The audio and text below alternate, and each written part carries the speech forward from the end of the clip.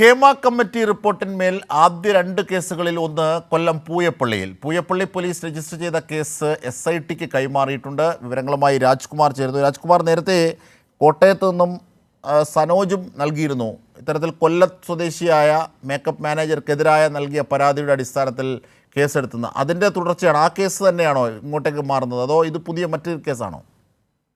ഇല്ല, ഇത് ഒരേ പരാതിക്കാരി തന്നെയാണ്. അപ്പൊ അതിലൊരു വ്യത്യാസം എന്ന് പറയുന്നത്, ഒന്ന് സജീവ് കൊരട്ടി എന്ന് പറയുന്ന വ്യക്തിക്കെതിരെയാണ് ഒരു പരാതി. അത് പൊൻകുന്നം മേഖലയിൽ പ്ലേസ് ഓഫ് ഒക്കറൻസ് എന്ന് പറയുന്നത് പൊൻകുന്നം ആയതുകൊണ്ടാണ് പൊൻകുന്നം പോലീസ് കേസ് രജിസ്റ്റർ ചെയ്ത് SITക്ക് കൈമാറിയത്. അതേസമയം ഈ പോയിപ്പള്ളി സ്വദേശിനി തന്നെയാണ് ആ പരാതിക്കാരിയും. ഇപ്പോൾ രണ്ടാമത്തെ പരാതി എന്ന് പറയുന്നത് ഒരു രതീഷ് അമ്പാടിക്കെതിരെയാണ്. രതീഷ് അമ്പാടിയും മേക്കപ്പ് മാൻ ആയിരുന്നു. ഇത് 2023 ഓഗസ്റ്റ് 23 ഈ സംഭവത്തിന്, ഈ പരാതിക്കാസ്പദമായ സംഭവം നടന്നിട്ടുള്ളത്. ഇവരുടെ വാട്സപ്പ് ഗ്രൂപ്പുകളിൽ ഒരു ചൂടേറിയ ചർച്ച നടന്നു. ആ ചർച്ചയിൽ മോശം സ്ത്രീകളെ കുറിച്ചിട്ടുള്ള അഭിപ്രായങ്ങൾ ഉയർന്നു. അതിൽ വ്യക്തിപരമായി ഈ പോയപ്പള്ളി സ്വദേശിനിയായ മേക്കപ്പ് ആർട്ടിസ്റ്റ് ഈ പറയുന്ന രതീഷ് അമ്പാടിയോട് വ്യക്തിപരമായി ഈ ചർച്ച അവസാനിപ്പിച്ചൂടെ എന്ന് ചോദിച്ചു. അതിനു പകരം അശ്ലീല ചുവയുള്ള സന്ദേശങ്ങൾ അയച്ചു എന്നാണ് ഇപ്പോൾ ഈ മേക്കപ്പ് ആർട്ടിസ്റ്റ് പോയപ്പള്ളി സ്വദേശിനിയുടെ പരാതി. ആ പരാതിയിലാണ് പോയപ്പള്ളി പോലീസ് FIR ഇട്ട് കേസ് രജിസ്റ്റർ ചെയ്തത്. അതുപോലെ തന്നെ മറ്റ് നേരത്തെ ഉണ്ടായിരുന്ന ഈ പരാതി അടിസ്ഥാനം എന്ന് പറയുന്നത് അപമാനിക്കലായിരുന്നു. ഇത് ലൈംഗിക ചുവയുള്ള മെസ്സേജുകൾ അയച്ചതുമായി ബന്ധപ്പെട്ടാണ്, അല്ലേ? തീർച്ചയായും. ഞാൻ ഇപ്പൊ ഇതിലെ പരാതിക്കാരിയുമായി സംസാരിച്ചിരുന്നു. അവര് പറയുന്നത് രണ്ടും രണ്ട് സമയത്ത് തന്നെയാണ്. പക്ഷെ മറ്റേത് അതില് കോട്ടയത്ത് നിന്ന് സനോജ് നൽകിയ റിപ്പോർട്ടിൽ പ്രകാരമാണെങ്കിൽ അത് ദേഹോപദ്രവം ഏൽപ്പിച്ചു എന്ന് വരെ മൊഴി നൽകിയിട്ടുണ്ട് പൊൻകുന്നം പോലീസിന്. ഇപ്പോൾ ഈ പൂയപ്പള്ളി പോലീസ് കഴിഞ്ഞ ആഴ്ചയാണ് FIR ഇട്ട് കൈമാറിയത്. ഇതിൽ അശ്ലീല ചുവയുള്ള സന്ദേശം അയച്ചു എന്നുള്ളതാണ് പരാതി. അപ്പൊ ഈ രണ്ട് പരാതിയും SITക്ക് രണ്ട് സ്റ്റേഷനിൽ നിന്നും പോയിട്ടുണ്ട്. ഇനി SITയെ അവരാണ് ഇതിന്റെ അന്വേഷണം കേന്ദ്രീകരിക്കുന്നത്.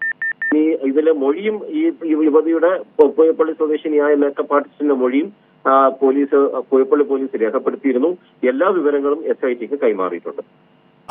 അതുപോലെ തന്നെ ഏറ്റവും പ്രധാനപ്പെട്ട ഒരു കാര്യം, അതായത് പുറത്ത് ഇതൊക്കെ നൽകിയ ധൈര്യം, സർക്കാരിൻ്റെ നിലപാടുകൾ അടക്കം സ്വീകരിക്കപ്പെട്ട ധൈര്യത്തിൽ പുറത്ത് വന്ന് പരാതി പറഞ്ഞവർക്കെതിരെ ഉള്ള പരാതി പറഞ്ഞവരുടെ പരാതികളിന്മേൽ ഉള്ള നടപടികൾ നീങ്ങുന്നൊരു സാഹചര്യത്തിലാണ് ഇപ്പോൾ ആദ്യമായി ഹേമ കമ്മിറ്റി റിപ്പോർട്ടുമായി ബന്ധപ്പെട്ടുള്ള പരാമർശങ്ങളിൽ കേസെടുക്കുന്നതും അത് SITക്ക് കൈമാറുന്നതും. ഇത് രണ്ട് പ്രോസസ്സാണ്. അത് ഇതിൻ്റെ ഒരു തുടർ പ്രോസസ്സായി വേണമെങ്കിൽ കാണാവുന്നതുമാണ്, അല്ലേ രാജ്കുമാർ?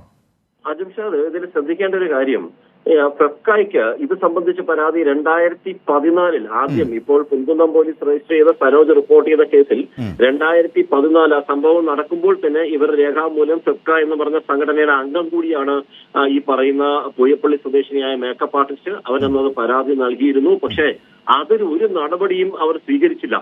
അതിന്റെ പിന്നീട് ഇപ്പോൾ അജിംഷാദ് സൂചിപ്പിച്ചതുപോലെ ഹേമ കമ്മീഷൻ എന്ന് പറഞ്ഞ ഒരു സംവിധാനം വന്നപ്പോഴാണ് ആ പരാതി വീണ്ടും അവർക്ക് കൊടുക്കാനുള്ള ഒരു ധൈര്യം കിട്ടിയതും നീതി കിട്ടുമെന്നൊരു പ്രതീക്ഷയും നൽകിയതും ഇപ്പോൾ ആ നീതിയിലേക്ക് വന്നുകൊണ്ടിരിക്കുന്നത്. അത് മാത്രമല്ല, സർക്കാർ നേരത്തെ തന്നെ ഹേമ കമ്മിറ്റി റിപ്പോർട്ടിനും അതുമായി ബന്ധപ്പെട്ട കാര്യങ്ങൾക്ക് മുമ്പ് തന്നെ പുറത്തെത്തി പരാതി പറഞ്ഞവരുടെ പരാതിയിന്മേലുള്ള നടപടി സ്വീകരിക്കാൻ ഏർപ്പെടുത്തിയ SIT, അതേ SITക്കാണ് ഈ കേസുകൾ, ഹേമ കമ്മിറ്റിയുമായി ബന്ധപ്പെട്ട് ഉയരുന്ന കേസുകളും കൈമാറുക, അല്ലേ രാജ്കുമാർ?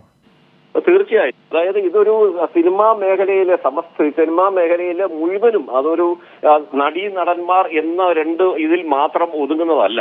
അതിലെ സാങ്കേതിക വിഭാഗമാണെങ്കിലും സംവിധായകർ, നിർമ്മാതാക്കൾ തുടങ്ങി എല്ലാവരും ഇതിൽ പുറത്തിണക്കപ്പെട്ടുള്ള സംഭവങ്ങളാണ്. അതിൽ വളരെ വിശാലമായിട്ടുള്ള ഒരു റിപ്പോർട്ട് കൂടിയാണത്. ഇതിലെല്ലാം ഉൾപ്പെടുന്നുണ്ട്.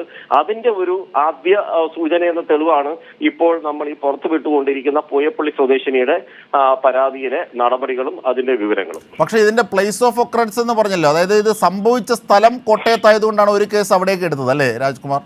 തീർച്ചയായും. അതായത് സജി കൊരട്ടി എന്ന് പറയുന്ന വ്യക്തി വാഹനത്തിൽ സഞ്ചരിക്കുമ്പോൾ ഉൾപ്പെടെ ദേഹോപദ്രവം ഏൽപ്പിച്ചു. അത് പൊൻകുന്നത്ത് വെച്ചാണ്. പ്ലേസ് ഓഫ് ഒക്കറൻസ് അവിടെ ആയതുകൊണ്ടാണ് പൊൻകുന്നം പോലീസ് രജിസ്റ്റർ ചെയ്തത്. അതേസമയം അശ്ലീല സന്ദേശം അയച്ചത് അത് ടവർ ലൊക്കേഷൻ കാണിക്കുന്നത് പൂയപ്പള്ളിയുടെ ടവർ. കാര്യം പൂയപ്പള്ളി സ്വദേശിനി ഇവർ അവരുടെ വീട് അവിടെ ആയതുകൊണ്ട് മാത്രം ഇവർ അവിടെ നിൽക്കുമ്പോഴാണ് ഈ മൊബൈൽ ഫോണിൽ ഈ സന്ദേശം വരുന്നത്. അതുകൊണ്ടാണ് പൂയപ്പള്ളി പോലീസിന് ഇത് പിന്നെ ഹേമ കമ്മീഷന്റെ ഈ റിപ്പോർട്ട് അനുസരിച്ചിട്ടുള്ള SIT ഇങ്ങോട്ടേക്ക് കൊല്ലം കൊട്ടാരക്കര റൂറൽ SP അയച്ചു കൊടുക്കുന്നു. റൂറൽ SP അത് അന്വേഷണത്തിന് വേണ്ടി പൂയപ്പള്ളി പോലീസിന് കൈമാറുന്നു. പൂയപ്പള്ളി പോലീസ് കഴിഞ്ഞ ആഴ്ച ഈ യുവതിയെ ചെന്ന് കണ്ട് മൊഴി രേഖപ്പെടുത്തി. അപ്പോൾ അതിന്റെ ടവർ ലൊക്കേഷൻ ഇതിന്റെ ഇവര് CDR മറ്റും പരിശോധിക്കുമ്പോൾ ടവർ ലൊക്കേഷൻ കാണിക്കുക, അതായത് ഒരു ആക്ട് പ്രകാരമുള്ള ഒരു കുറ്റകൃത്യമായതുകൊണ്ട് ടവർ ലൊക്കേഷൻ പ്രകാരം മാത്രമേ പോലീസിന് സാങ്കേതികമായി കേസെടുക്കാൻ കഴിയൂ. അതുകൊണ്ടാണ് ഈ പൂയപ്പള്ളി പോലീസ് കേസെടുക്കേണ്ടി വന്നത്. ശരി രാജ്കുമാറാണ് സമഗ്രമായ വിവരങ്ങൾ നൽകിയത്.